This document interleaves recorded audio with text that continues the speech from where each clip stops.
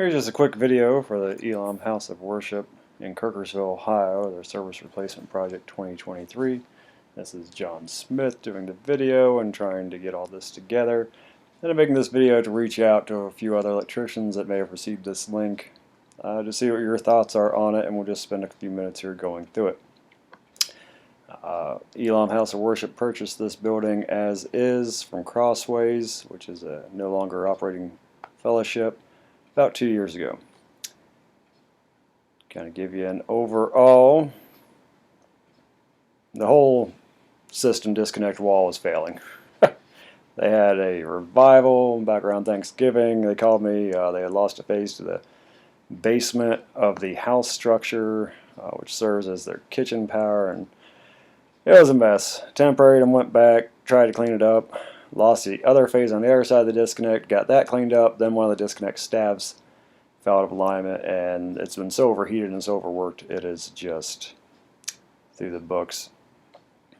Still waiting on their peak demand to see if their 200 amp 12240 split phase residential service can actually handle this, and the reasons why I don't think it will begin right here, where a sump pump has been wired on at the main service disconnect, non-fused, and so someone's probably blown one of these 200 amp fuses at some point. But let's kind of go back up and look at the first problem to resolving this. And again, any help is greatly appreciated. The service lateral drop, pole mounted across the road, comes right on over the building through about a 60-foot so courtyard, and attaches to a mast, as you can see right here. South wall facing Route 40. This mast is, I'm sure, bouncing and rubbing on this flat roof at times, and is currently resting against the rubber boot of this vent stack. Note these windows along the original house side in the courtyard. Then it drops into a mast. I think the only way to satisfy code in replacing this is going to be hook a POA here, bring the lateral, and then SCU on over, coming down over here to a new meter base. Considering that the peak demand shows that 200 amp service will still work, being they've blown some fuses, or someone has. I don't think so. So if we got to go to 400 amp or a 3-phase, then I'm really in way over my head. Drops down, hits the meter, goes in, comes in the back lower side of the 200 amp service disconnect. Here's a good picture of the main wall. So your entrance cable's coming in right here. It's 200 amp. As you can see, that singly feeds down in this troffer located here, and all these other disconnects and the house panel is all just gurneyed together in there with a bunch of tape. It's all been hot. It's been repaired several times. Side A on C is what burned up back at the revival. Replaced it, lost B, fixed it, and it's one of the old stabs where the stabs themselves are mounted on a bus instead of the clips. The clips are actually on the handle rod that swing, so that's quite interesting. And again, grounding, pretty much none. I mean, knockouts, bent, half kicked. It's an absolute disaster back in this furnace room. Shot of the overall, overhead, shot from below.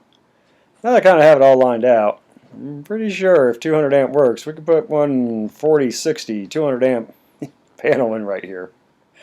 Right on D. Everything from the house panel should make it. Come in the same entrance hole, come right in and it'll be in.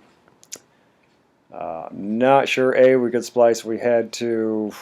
I don't know. B would make it. C's not going to make it, which is a problem. It enters out the bottom. Let's see if we got any shot of this. No, we don't. But it goes out the bottom over here, shoots through a wall into the basement of the house, cuts over to a panel, and it's not right either.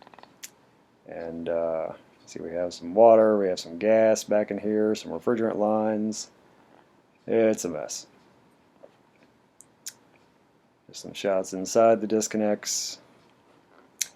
This old Pushmatic 100 amp house panel, it's boy, there's 30 amp wire that's already been cooked to a crisp and burned off this 50 amp 2-pole for a hot water tank. There's other problems with it. Everything has just got to go. And you can't see in these pictures, but we have corrosion all over the place on the aluminum because it's a furnace room that's now it has a big furnace in it, but it's definitely been frozen and unthawed, and I don't think it was ever really HVAC'd. A lot of loose terminals, etc. So that is what we're working with. I'll be sending everyone involved a Google link to this document where you can kind of examine it more. But it's a mess. The main thing is, considering the service is still good at 200 amps, how to resolve this. And again, the only way I see is a new POA and SCU it all the way down and around.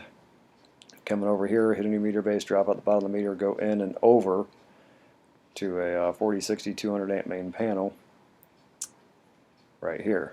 Again, we're coming in right here. So that's all I've got for right now. Just trying to help these people out. Good people, great group, love them, very genuine. And this whole system's failing, and they do a lot of good there. So let's all come together and see what we can do.